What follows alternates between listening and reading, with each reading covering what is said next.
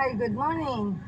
This is Chairman Eva once again, and today I'm going to teach you how you will enter the roundabout. What is the proper positioning in entering the roundabout?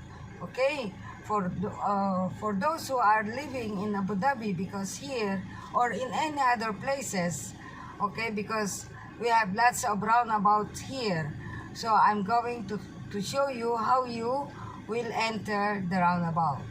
Okay, but before I proceed, please don't forget to like, share, and subscribe to my channel. Please tap the bell button, okay, so that you will be notified with my next vlog. And please join me in my channel by pressing the join button. Okay, so now we are now going to proceed.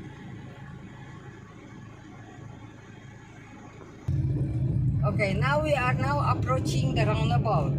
First thing, I want to teach you the position of turning right if you want to turn right in roundabout. So before the roundabout, reduce your speed with or without a car. Then check your left. Now the road is not clear, so we have to wait. Okay, until the road will be clear, then that's the time for us, we can go. So I want to go right, so I keep my lane in the extreme right and exit also in the same lane of extreme right. Okay, so when you want to practice the roundabout, position your car in the first lane, turning right, okay, all exit in the first lane. Now this time, kailangan relax. Okay, now this time, I'm going to teach you straight in entering the roundabout. So if you are going right and straight, keep in the extreme right. Okay, what are the rules of roundabout? The rules of roundabout is that you are not allowed to stop inside the roundabout. Don't change the lane. Okay, no overtaking in the roundabout. Those are the rules in roundabout. Now, before I show you how you will turn right. Now, this time, you go straight. So, I am in the extreme right. Okay, the road is clear. I enter in the extreme right. Now, I want to exit the roundabout. So, I need to make indicator right. Because indicator right, meaning, you want to exit in roundabout. Okay, so always stay in your lane, keep in your lane.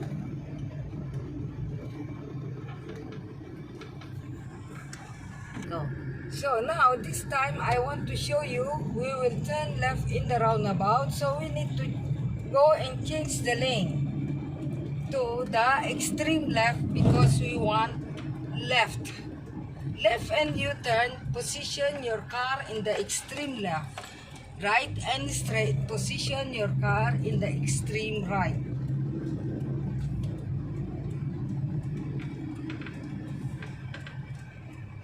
So make indicator left. Okay, wait until the road is clear.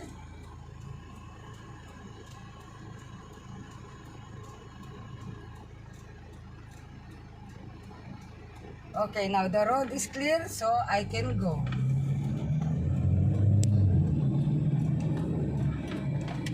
Stay in your lane, extreme left.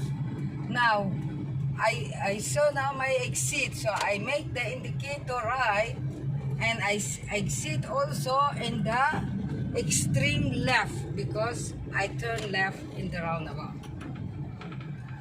Okay. This time, I want to go and make a U-turn, so I need to change my lane to the extreme left. Okay, indicator left. And reduce your speed. There is a car or without a car. Check your left. The road is clear, so we can go. If the road is clear, you don't need to stop because the signs of the roundabout are give way sign.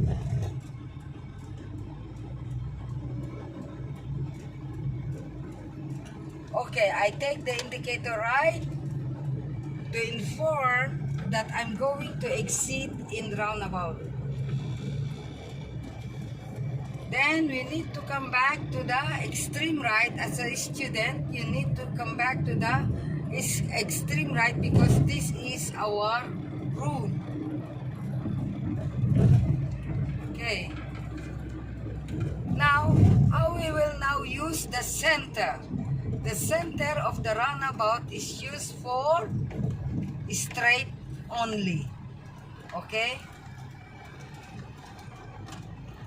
So if I want to use the middle lane, I need to position my car and I need only to exit in the straight only. You cannot exit right or left if you are in the middle lane. Now I will exit the roundabout. I am in the second lane or middle lane. I exit also the same lane. Okay. So this is Chairman Eva once again. I hope you have learned. This is how you will position your car in the roundabout. Okay, so if you want to turn right and straight, okay. Like sa kalsada, ha? Okay, I am now going right. I need to avoid this man, but the bicycle. Okay, so again, I want to review you. If you want to go right and straight in the roundabout, position your car in the extreme right, and all your exit will be same lane, all extreme right. Now, the second lane or the middle lane, you are going to use it only for straight. Okay, you are not allowed to go right or left if you are in the middle lane. This is only straight. Now, if you want to position your car, if you want to go left or you turn in the roundabout, so you have to position your car in the extreme left.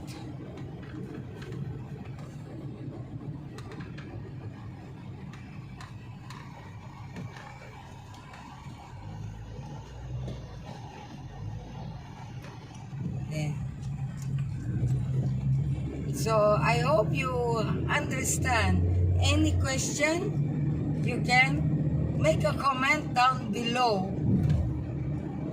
And I'm going to answer your questions. Chairman Eva once again. Okay, so this is the sign of roundabout. Okay, again, another sign of roundabout. So you know that you are approaching the roundabout. Okay. And I hope you learn again, okay, how to enter and position your car in the roundabout. This is Chairman Eva once again. Okay, any question you can ask and comment down below. Thank you very much. Have a nice day. Have a blessed day. God bless.